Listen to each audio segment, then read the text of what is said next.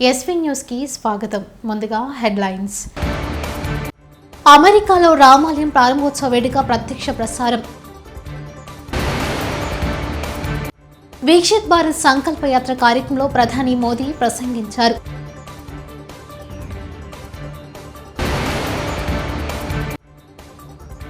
అభిమాని పిలుపు, ఇంటికి వెళ్లి భోజనం చేసిన కేటీఆర్.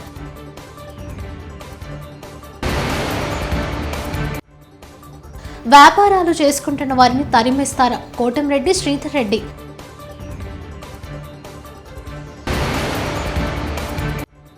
పార్లమెంటు ఎన్నికలపై రేవంత్ ఫోకస్.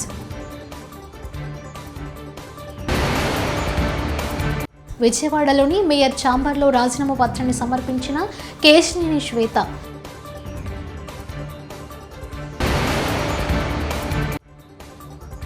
మంత్రి Gudivada Amarnath safe, tickets fix.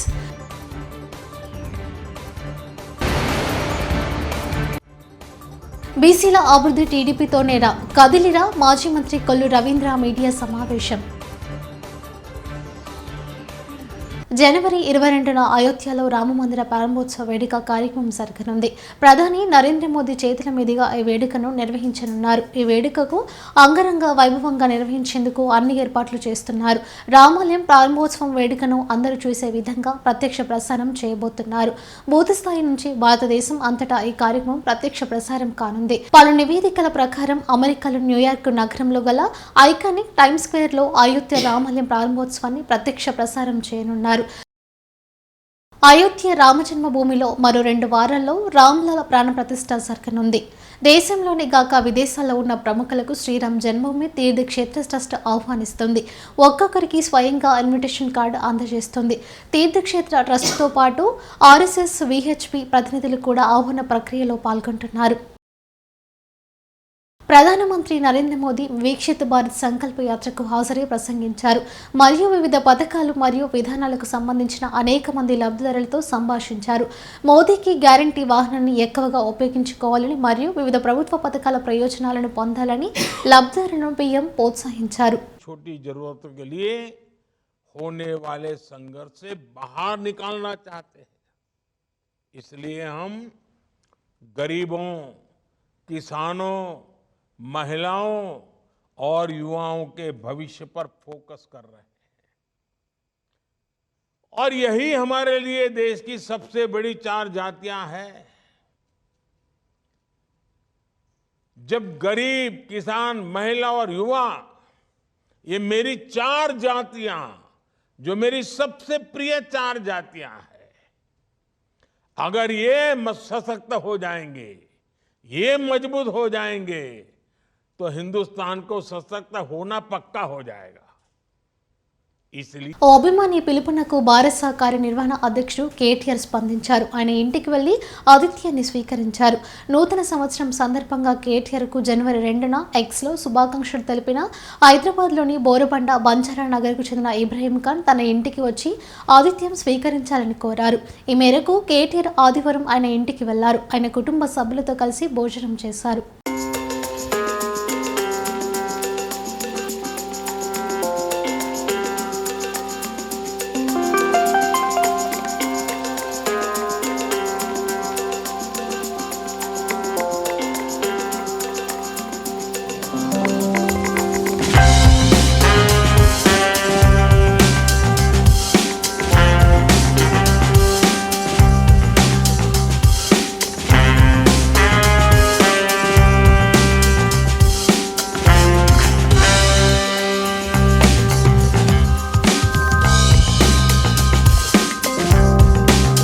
Vaikapa ప్రభుత్వం మళ్లీ వస్తే వ్యాపారులు బతికే పరిస్థితి ఉందా అని కోటంరెడ్డి శ్రీధర్ రెడ్డి ప్రశ్నించారు. నెల్లూరులో మీడియా సమావేశం ఏర్పాటు చేసి మాట్లాడారు.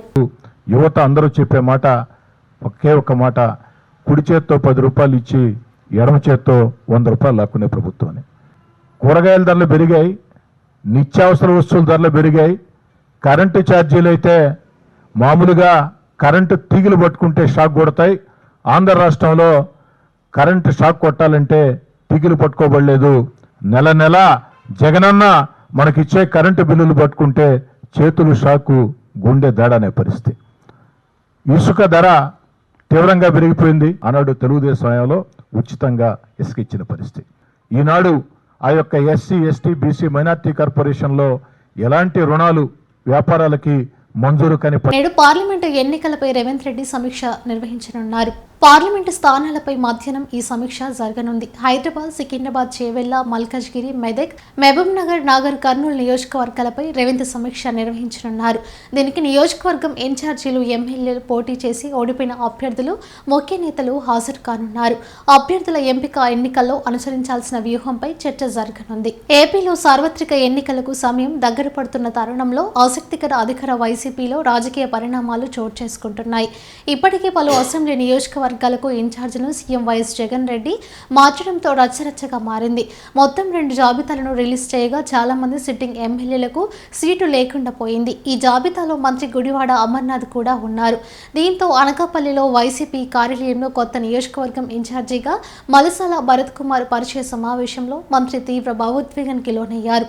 తాను అనకాపల్లి నియోజకవర్గం వీడి వెళుతున్నందుకు బాధగా ఉందన్నారు. ఈ క్రమంలో తీవ్ర భావోద్వేగానికి లోనైన గుడివాడ అమర్నాథ్ ఎమోషనల్ అయి ఏడ్చేశారు.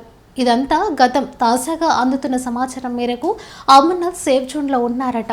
రా కదిలిరా సభలకు వస్తున్న అశేష జనవాహినిని చూసి ఓర్వలేకిన జగన్ రెడ్డి, మంత్రులు పిచ్చి ప్రేలాపనలు పేలుతున్నారని మాజీ మంత్రి కొల్లు రవీంద్ర ఆగ్రహం వ్యక్తం చేశారు. సోమవారం మీడియాతో మాట్లాడుతూ మాట తప్పను, మడమ తిప్పను, విశ్వసనీయతతో ఉంటానన్న జగన్ ప్రజల్ని, రాష్ట్రాన్ని దోచుకోవడంలో మాత్రమే తన మాటకు కట్టుబడ్డారని విమర్శించారు. హామీల అమలుకు రోడ్డెక్కిన అంగన్వాడీ సిబ్బందిపై ఎప్మా చట్టం ప్రయోగించడమేనా మాట తప్పకపోవడం అంటే అని ప్రశ్నించారు. దాని మీద పెద్ద ఎత్తున స్పందించడం, మరి సమావేశాలకి కులమతాలకు అతీతంగా మరి చిన్న చిన్న పిల్లలను కూడా తీసుకుని వచ్చి ఆ సభల్లో పాల్గొంటా ఉన్నారంటే బిడ్డల భవిష్యత్తు కోసం రాష్ట్ర ప్రజలు పడుతున్నటువంటి తపన మరి నిన్న సభల్లో కనపడతా ఉంది. ఈరోజు వైఎస్ఆర్ పార్టీ వాళ్ళకి ఇవాళ వాళ్ళ పరిస్థితులు ఏంటో పూర్తిగా అర్థమైంది. పిచ్చి పిచ్చి ప్రేలాపనలు పేలుతా ఉన్నారు. ఇవాళ బాబు గారు చెప్పిన దాంట్లో వాస్తవాలు ఉన్నాయా లేదా ఒకసారి మీరు గ్రహించాల్సినటువంటి అవసరం ఉంది. ప్రధానంగా ఇవాళ రాష్ట్రాన్ని కోట్ల మంది ప్రజలు ఇవాళ నష్టపోయారు. ఒక్క ఛాన్స్ అని చెప్పి అధికారంలోకి వచ్చి తండ్రిని మరిపిస్తానని చెప్పినటువంటి జగన్మోహన్ రెడ్డి ఏకంగా ప్రజలు మర్చిపోయే విధంగా ఇవాళ పరిపాలన సాగింది. నిజంగా రైతుకి, ఈ రాష్ట్రంలో రైతాంగాన్ని తీరని ద్రోహం చేసినటువంటి వ్యక్తి జగన్మోహన్ రెడ్డి. విజయవాడ కార్పొరేషన్లోని మేయర్ ఛాంబర్లో రాజీనామా పత్రాన్ని సమర్పించిన కేసినేని శ్వేత.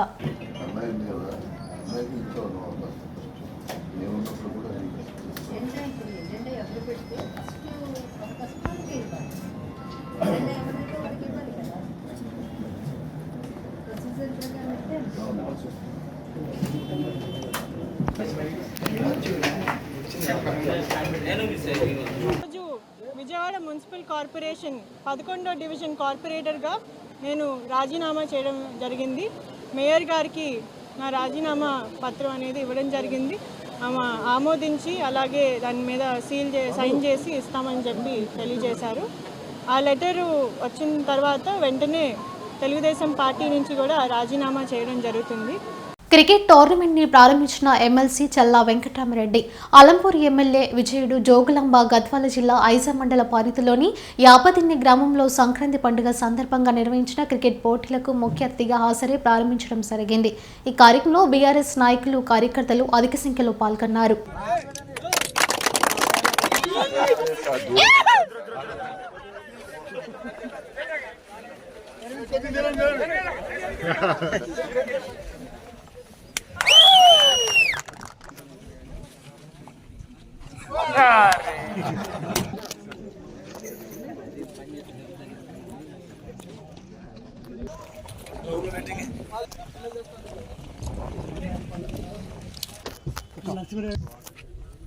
మా ప్రియతమ నేత నడిగట స్థానిక ఎమ్మెల్యే విజయ్ గారికి మీ అందరికీ స్థానిక గెస్ట్లకి శ్రీమతి నల్సార్ విశ్వవిద్యాలయంలో జాతీయ పరిశోధన సదస్సు జరిగింది. ఐసీఎస్ఐ సిసి జిఆర్టీ హైదరాబాద్లో నల్సార్ యూనివర్సిటీ ఆఫ్లతో కలిసి కర్ఫ్కన్ 2024 అనే 3 రోజుల రాయితీ సదస్సును నిర్వహించి సిల్వర్ జూబ్లీ వేడుకలు నిర్వహిస్తున్నట్టు ఐసీఎన్ఐ ప్రెసిడెంట్ మనీషా గుప్తా చెప్పారు. నేడు షామీర్పేట సల్వార్ యూనివర్సిటీలో ఏర్పాటు చేసిన మీడియా సమావేశంలో ఐసీఎన్ఐ ప్రెసిడెంట్ మనీషా గుప్తా మాట్లాడుతూ 128 కంపెనీల సెక్రటరీలు, న్యాయవాదులు పాల్గొన్నారు.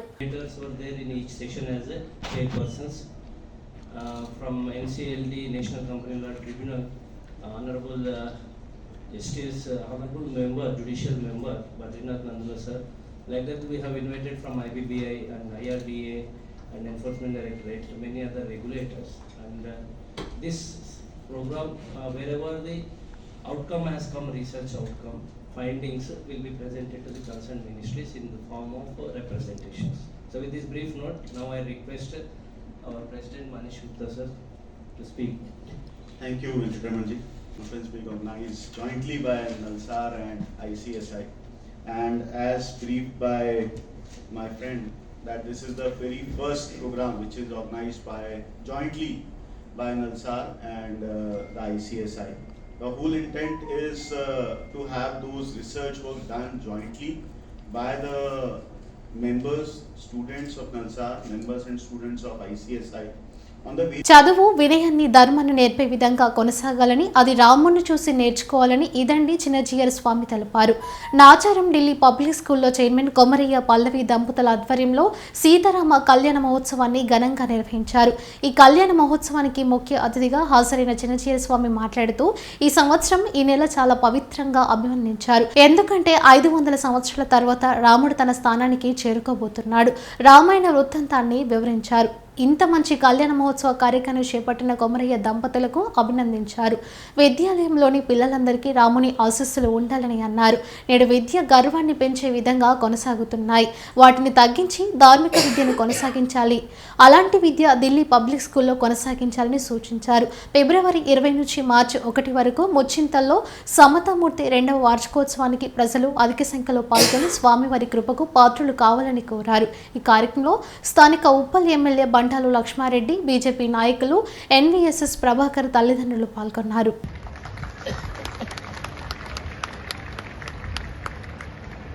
రాముడి యొక్క నగరం నిజానికి అయోధ్య, కానీ ఆయన యొక్క నిత్య నివాసం, నిజమైన నివాసం మనందరి గుండెలు. ఈ గుండెల్లో ఆయన నిత్య నివాసం చేసుకుంటూ ఇంతకాలం గడిపాడు. ఇప్పుడు తన స్థానాన్ని పదిలం చేసుకోవడానికి ఈ ఏడాదిని డిసైడ్ చేసుకున్నాడు ఆయన. దానికి పూర్వరంగంగా ఈ కళ్యాణ మహోత్సవాన్ని మీరందరూ కూడా కొమరయ్య గారి ద్వారా ఇక్కడ జరుపుకుంటున్నారు. బహుశా మీ అందరికీ తెలుసును అనుకుంటా, రామాయణంలో రాముణ్ణి రాజు చెయ్యాలి అనుకున్నాడు వాళ్ళ నాన్నగారు. ఏంటి వాళ్ళ నాన్నగారికి పేరు? గురు. ఇంకా పేర్లు జ్ఞాపకం ఉన్నాయి మనకి.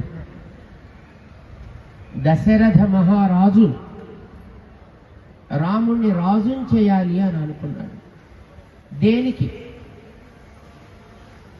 దేనికి రాజు చేయాలనుకున్నాడు ఆయన?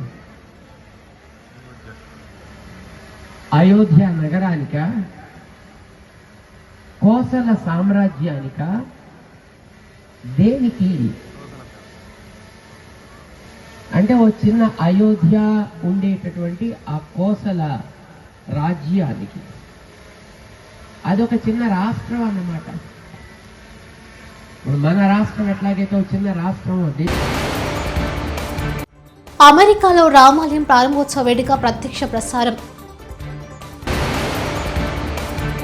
వీక్షిత్ భారత్ సంకల్ప యాత్ర కార్యక్రమంలో ప్రధాని మోదీ ప్రసంగించారు.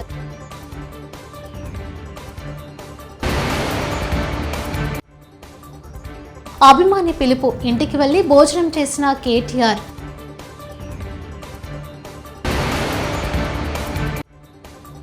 వ్యాపారాలు చేసుకుంటున్న వారిని తరిమేస్తారా? కోటంరెడ్డి శ్రీధర్ రెడ్డి.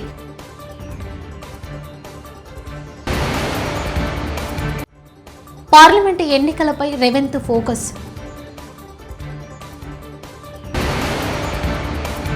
విజయవాడలోని మేయర్ ఛాంబర్లో రాజీనామా పత్రాన్ని సమర్పించిన కేశినేని శ్వేత.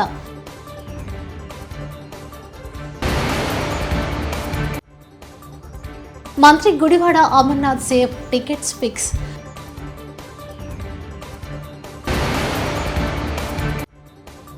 బీసీల అభివృద్ధి టీడీపీతోనేరా, కదిలిరా మాజీ మంత్రి కొల్లు రవీంద్ర మీడియా సమావేశం. ఇవి బులెటిన్ విశేషాలు. చూస్తూనే ఉండండి ఎస్వీ న్యూస్.